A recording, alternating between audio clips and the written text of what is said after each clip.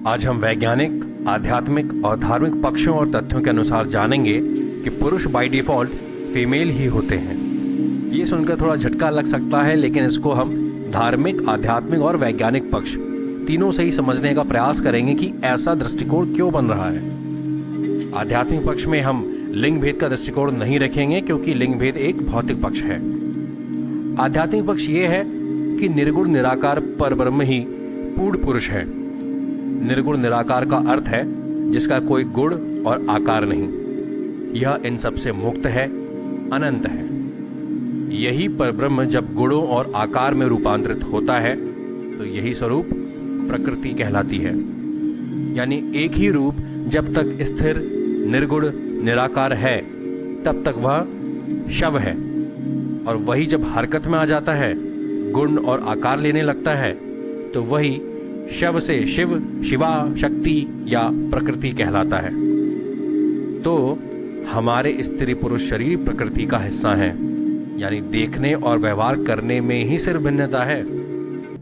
दुर्गा सप्तशती में प्रादनिकम रहस्य का अध्ययन करने पर आप जानेंगे कि त्रिगुणमयी परमेश्वरी मां महालक्ष्मी ने इस संपूर्ण शून्य जगत को देखकर उन्होंने मां महाकाली और महासरस्वती का रूप धारण किया और उन्हें कहा, आप दोनों अपने अपने गुणों को धारण करने योग्य स्त्री पुरुष के जोड़े उत्पन्न करें। इस दौरान सबसे पहले मां महालक्ष्मी ने खुद ब्रह्मन और लक्ष्मी नाम के स्त्री पुरुष, महाकाली ने शंकर और विद्या नामक स्त्री पुरुष और महासरस्वती ने विष्णु और गौरी नामक स्त्री पुरुष के जोड़े उत्पन्न किए। यहाँ एक श्लोक आता है जिसका अर्थ है कि इस प्रकार तीनों युवतियां ही तत्काल पुरुष रूप को प्राप्त हुई। मैं रिपीट करता हूं, इस प्रकार तीनों युवतियां ही तत्काल पुरुष रूप को प्राप्त हुई। इस बात को ज्ञान नेत्र वाले लोग ही समझ सकते हैं। इस पूरी बात का मतलब यही है कि जो जोड़े उत्पन्न हुए थे वे शुरुआत में दोनों ही स्त्री थीं, लेकिन फिर उसमें से एक ने अपना रूप परिवर्तित कर पुरुष रूप को प्राप्त हुआ। ध्यान देने वाली बात यह है कि यहां डायरेक्ट किसी पुरुष की उत्पत्ति नहीं हुई, बल्कि रूपांतरण हुआ। मैंने थोड़ा ब्रेकडाउन किया है इसका, इस स्लाइड में देखिए। नारायण, शिव और ब्रह्मा ये तीनों ही स्त्री रूप से परिवर्तित हुए। अब इन तीनों की पोजीशन पर ही ध्यान दीजिए, और ये रही सेकंड स्लाइड। हम सभी ने सुना जाना है कि नारायण की शक्ति नारायणी है, शिव की शिवा और ब्रह्मा की ब्राह्मी, यानी कि इन्हीं तीनों शक्तियों ने पुरुष रूप में खुद को रूपांतरित किया। इसके साथ ही अब आप आगे के पॉइंट्स को कनेक्ट करने की कोशिश करिएगा। हम सब ने स्कूल में साइंस सब्जेक्ट में एक लाइन पढ़ी थी, energy is neither created not destroyed, it changes from one form to another form. और इसके साथ ही E is equal to mc², मतलब एनर्जी और मास एक दूसरे में कन्वर्ट हो सकते हैं और अपना फॉर्म भी बदलते हैं।